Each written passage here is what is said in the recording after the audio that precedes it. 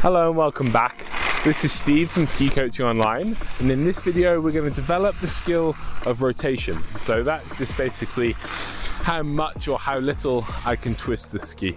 I always think of it on a scale of one side of it is being able to twist the ski lots and lots and lots, and on the other side is not twisting the ski at all. That's the spectrum when it comes to rotation. So as we go down here, we can try it in a little bit of a snowplowy type turn if you like, but once we start, I'm just going to lift up that inside ski and see if I can end with my outside tip underneath my inside tip.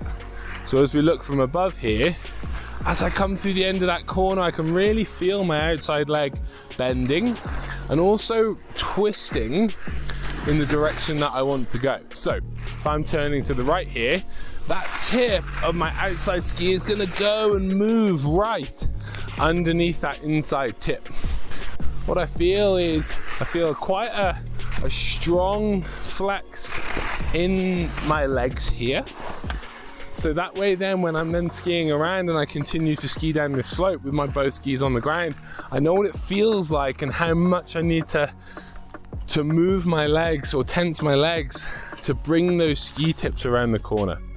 So give this a try when you're next out on the hill. Just have a little feel of what does it actually feel like to move the tips of those skis around the mountain. Give it a play, let me know how it goes, and I'll catch you in the next one.